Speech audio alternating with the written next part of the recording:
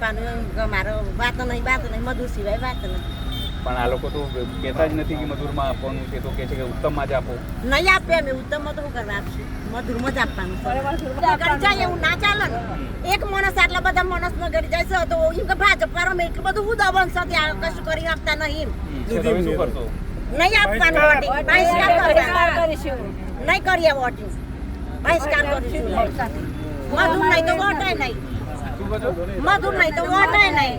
ગામે ગામ તમે આગળ કઈ રીતે લડીને પણ લડત રાખીને અમે આંદોલન કરીશું, પણ અમે અમારો હક લઈશું. લોકો વડે ચાલતું શાસન જ નથી. એ તો બે વ્યક્તિઓ કે છે એમ બધું રિમોટ કંટ્રોલ થી અહીંયા દહેગામની અંદર પછી રિમોટ કંટ્રોલ થી જ ચાલે છે. અમે અમારી વાત અમારી વેદના એ રજૂ કરવા માટે જવાના છીએ અને આ લોકશાહીમાં અમને એ અબાધિત અધિકાર છે. કે નરેન્દ્ર મોદી જ્યારે મુખ્યમંત્રી હતા એ વખતે એવું બોલતા હતા કે બહેનો મારા ભાઈઓ હું દિલ્હી જવાનું છું, તો તમારે મને ખાલી એક રૂપિયાના કાગળમાં લખ્યો તમારું દુઃખ નિવારણ કરીશ. તો આજે અમે એવો મત એમના જોઈ માગીશું કે તારે એમની સભા સજી મીટિંગની અંદર જવાનું છે તમારે. મીટિંગની અંદર જઈને પોતાની રજૂઆત મોદી સાહેબને તમે સામે પોતાનો હાથ ઊંચો કરીને પોતાની વેદના તમે જણાવશો કે મોદી સાહેબ અમારી જે પરિસ્થિતિ છે એ ગુજરાત સરકાર તો નહીં ખબરતી, પણ આજે દિલ્હી સુધી તમે આવી રહ્યા હો તો અમારી પરિસ્થિતિ તમે સાંભળો. એ કદાચ આનું નિરાકરણ નહીં આવે તો ગુજરાતના તમામ ગામડો, જિલ્લાઓ, તાલુકાઓ દરેક જગ્યાએ અમે પશુપાલન તરીકે અમે દરેક ગામડે કરીશું અને જિલ્લે અમે જાણ કરીશું કે જે ખેડૂતોની જે પશુપાલકોની જે વ્યથા છે એ આજે ગુજરાત લેવલે અમે જાણ કરીશું. મેળવવાનું એટલું યાદ રાખજો. આ પશુપાલકોનો અવાજ બોલી રહ્યો છે, આ પશુપાલકોની વેદના અડધી રાત્રે જો ભેગા થવું જોઈએ, તમને શરમ આવી જોઈએ અને એનો જડબાતવ જવાબ આગામી સમયમાં મળશે. તમને અડધી રાત્રે ગામમાંથી તમને પગાડીશું એટલું યાદ રાખજો.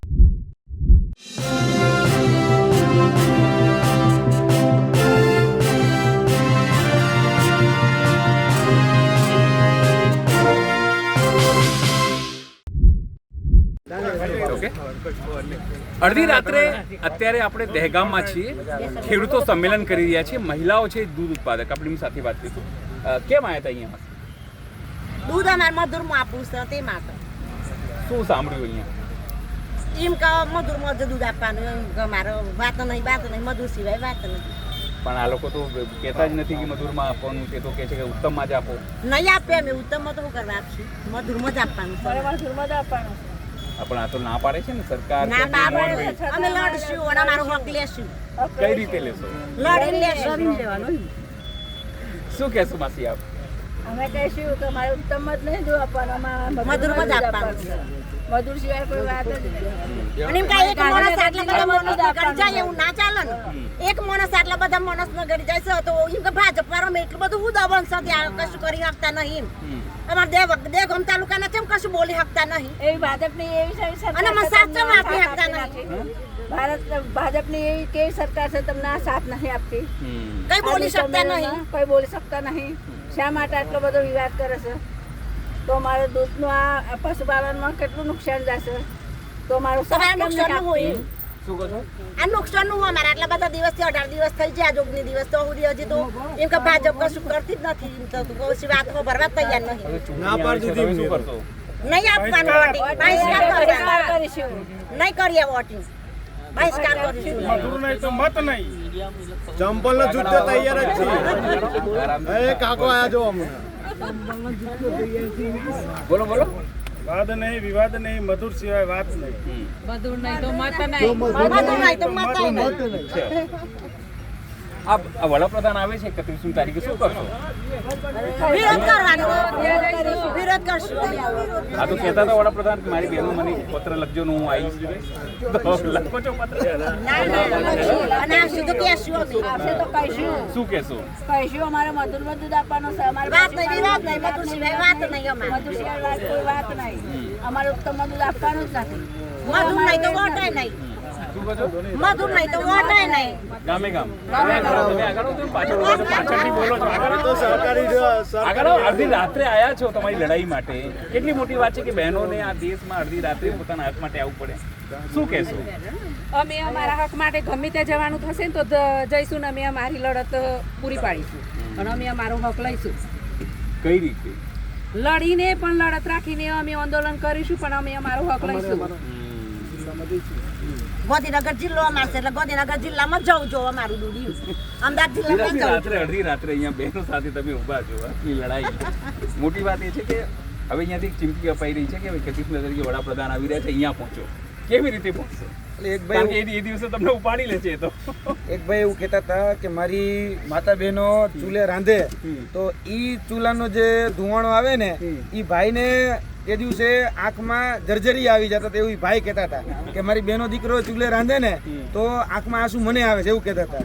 હવે બાટલાનો ભાવ તેથી 400 રૂપિયા હતો, હવે 1200 રૂપિયા છે. હવે આ કહી શકાય કે આ બધા બેનુના જે બનાવી રહ્યા ને ઈ રોવા લઈ જશે અને ઈ અત્યારે મન કી વાત કરે છે, પણ આ દહેગામના જે પશુપાલકો છે, દહેગામના જે ખેડૂત છે એને દિલની વાત ન સાંભળતા, એને પોતાની મનની વાત કરવી છે. અને એક વ્યક્તિની સામે કહી શકાય કે પ્રધાનમંત્રી હોય તો ઈ લાચાર થઈ જાય છે. એટલે એ વ્યક્તિની તાકાત કેવી હશે? એ વ્યક્તિ અમે દહેગામના પશુપાલકો ખેડૂતો ઝૂકવા તૈયાર નથી, પણ ઈ ત્યાં દિલ્હીમાં બેઠા બેઠા જે સહેન અને શાહ છે ઈ ઝૂકી જાય છે. અને દિલ્હીના શહેનશાહ જે છે ઈ ક્યાંક ને ક્યાંક ચરણ વંદના કરતા હોય, કદાચ એવું લાગી રહ્યું છે, કારણ કે એક વ્યક્તિની ચરણ વંદના થતી હશે.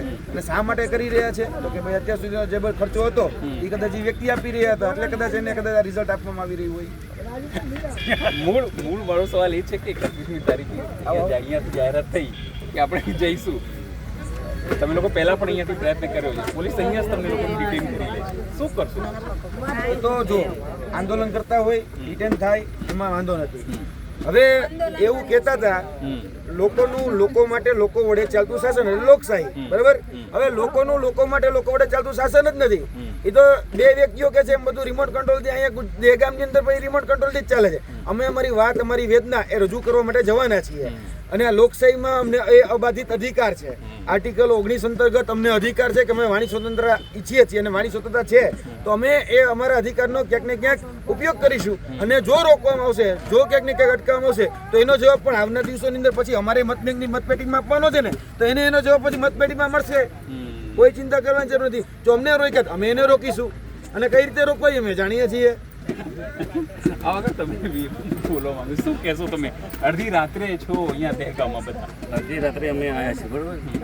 અમારો પબ્લિક જાજુ આવ્યું. તો મારું એવું કહેવું છે કે નરેન્દ્ર મોદી જ્યારે મુખ્યમંત્રી હતા એ વખત એવું બોલતા હતા કે બહેનો, મારા ભાઈઓ, હું દિલ્હી જવાનું છું, તો તમારે મને ખાલી એક રૂપિયાના કાગળમાં લખજો, તમારું દુઃખ નિવારણ કરીશ. તો આજે અમે એવો મત હમણાં જોઈ માગીશું કે તારે એમની સભા સચી દિવસ તમે કહેશો નહીં બહેનોને? તમે તો બનાવ્યું ખાઓ, એ તો શાળા થાય તમારા, તમે શાળાની કંઈ કહેશો નહીં? એસીનો અમે કેમ ના કહીએ? કહેવાના અમે એમને જઈને કે ભાઈ અમારો મધુરમાં જવાનું છે એટલે મધુરમાં જ જવાનું છે.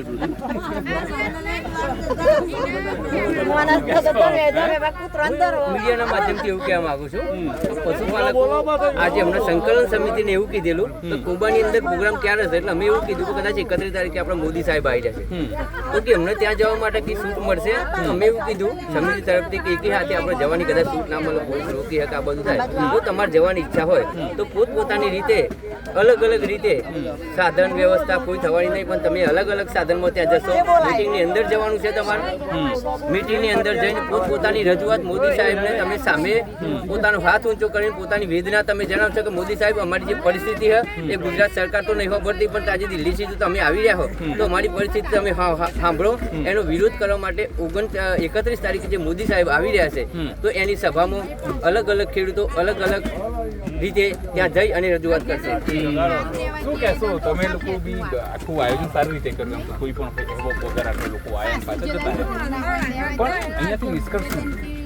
અહીંયાથી હવે આપણે મીડિયાના માધ્યમથી મેં જણાવીએ છીએ તો હવે જે પશુપાલકોની વેદનાઓ જે છે એ વેદનાઓની હવે જનતાને પણ એવું થયું કે જુઓ ભાઈ આ ખેડૂતોનું શું હાલત છે, એટલે હવે સરકારને પણ એક નિર્ણય લેવો પડશે કે ખેડૂતોનો જે અધિકારનો હક છે જે ગાંધીનગરની અંદર દૂધ ભરાવાનું એને મળવું જોઈએ, અને નહીં મળે તો આજે દહેગામ તાલુકાની અંદરથી જે કંઈ હશે એ હટી જશે ધીમે ધીમે. એટલે જ્યાં સુધી અમારો પ્રશ્ન છે એ પ્રશ્ન શોર્ટ ટાઈમની અંદર એને સરકારને નિર્ણય લેવો પડશે અને જરૂર લેવો પડશે, જેમ કે જનમેદની ઉપરથી એમને ખબર પડવી જોઈએ અમારી આપણા મીડિયાના માધ્યમથી. અને જો નહીં લીધો તો પછી એમને ભોગવવાની તૈયારી રાખવી પડશે. બરાબર છે.